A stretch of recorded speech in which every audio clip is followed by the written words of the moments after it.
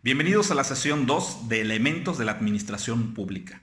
En esta sesión, el día de hoy, vamos a hablar sobre la Constitución de los Estados Unidos Mexicanos, aspectos sobresalientes de la Constitución de 1824, 1857 y de 1917.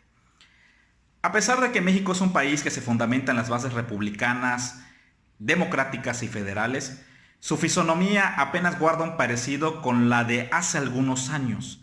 Esto es lo que se ha venido construyendo durante todas las etapas que ha vivido nuestro país, de los movimientos armados que surgieron, pero sobre todo la consolidación de las ideas hacia el rumbo que iba a determinar la forma de gobierno y de Estado que íbamos a surgir después de una vez establecido los parámetros posteriores al movimiento de independencia. Previo a la consolidación de la independencia en nuestro país, tuvimos unas bases constitucionales que son un antecedente histórico en nuestro país, que regulaban cierta actividad o nociones sobre la forma del Estado que queríamos. Esos fueron en la Constitución de Apatzingán. A través de esta Constitución, o los sentimientos de la nación, como es comúnmente conocido, se establecía una base constitucional, sin embargo, no se logró consolidar. Recordemos que después de ganada la independencia, ese movimiento armado, se consolida en nuestro país la Primera República. Esto en delimitación del nombramiento de Agustín de Iturbide como emperador de nuestro país en este juego de movimientos que se realizaban, sobre todo para determinar qué forma de Estado íbamos a tener. Posterior a él, unos años, en 1824, se delimita que vamos a tener un gobierno federal. Ese gobierno federal, a través de la determinación de poderes públicos divididos en tres poderes: un poder ejecutivo, legislativo y judicial. Sin embargo, aquí tenemos la primera normatividad reconocida en nuestro país. La Constitución es la base del sistema político de un Estado y comúnmente posee tres apartados básicos que contemplan las garantías o derechos, la estructura formal del gobierno y los procedimientos para modificar la Constitución. ¿Eso qué es? El reconocimiento de los derechos por la cual surge todo el movimiento armado, las libertades que tenemos como individuos y sobre todo como ciudadanos o como mexicanos. La estructura formal del gobierno, cómo se va a estructurar todo el órgano y el aparato gubernamental de nuestro país, y sobre todo los procedimientos que se tengan que realizar para la modificación de la propia Constitución. En el caso mexicano tenemos una república. ¿Qué significa la república? El poder del Estado no se concentra en una sola persona. No es un poder vitalicio y esta no se hereda. En esta misma concepción democrática significa que los cargos son ocupados a través de elecciones. Se establece la división de poderes en un poder legislativo, ejecutivo y judicial. Estamos conformados por un gobierno representativo, que significa que los ciudadanos no ejercen su poder directamente, sino a través de representantes en las instancias de gobierno, y la autoridad decide a quienes nombra como ciudadanos.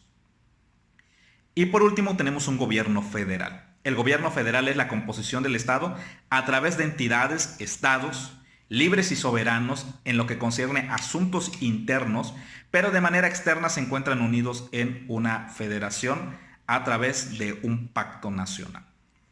Desde la formación de la Constitución de Apatzingán en 1814, se había considerado la división de poderes en esta soberanía nacional, y se dejaba bien claro que el poder supremo no se podía concretar en una sola persona, sino en una asociación de tres poderes. El poder ejecutivo, denominado Supremo Gobierno, se encontraba compuesto por tres personas elegidas por el poder legislativo, que alternaban en la presidencia cada 4 meses. El poder legislativo se encontraba integrado por diputados electos de forma popular por un periodo de 2 años de ejercicio, con capacidad de ser reelectos, y había un diputado por cada provincia. Y el Poder Judicial era representado por el Tribunal Superior de Justicia, integrado por 5 miembros, 2 fiscales, juzgados y un tribunal de revisión.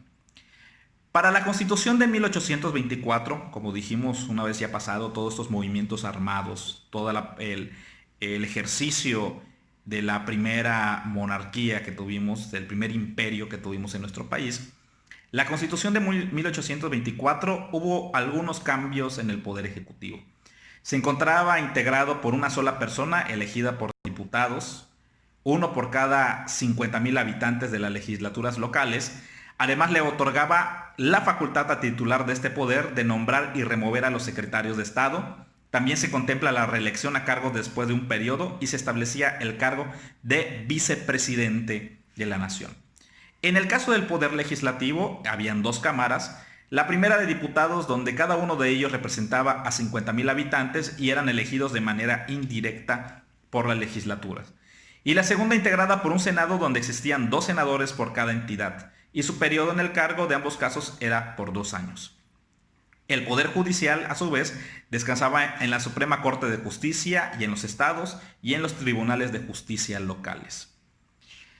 Después de este primer periodo de la primera constitución en nuestro país, tuvimos muchos movimientos, dentro de ello también unas bases constitucionales establecidas como las 7 leyes, donde el gobierno se concentró formando en un supremo gobierno central conservador que le quitó autonomía a los estados.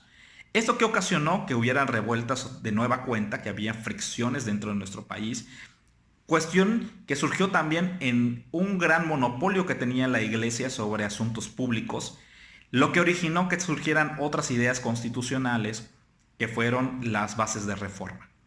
Y con estas reformas también se conformara un organismo de nueva cuenta para la conformación de una nueva constitución, la Constitución de 1857.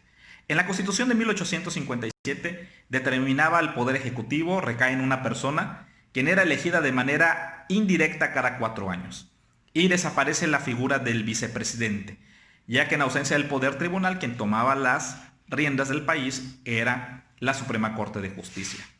En el caso del poder legislativo, está integrada por una sola cámara de diputados, uno por cada 4,000 habitantes elegidos de manera indirecta. Y el Poder Judicial se mantiene en una estructura similar a la contemplada en la Constitución de 1824, esto es, se deposita en la Suprema Corte de Justicia, en los tribunales de distrito y de circuito. Las siguientes modificaciones significativas de esta Constitución es, primero, que se restablece el sistema presidencial con tintes parlamentarios. Esto significa que el poder legislativo se dividía para que esa también haya una serie de acuerdos a través del diálogo.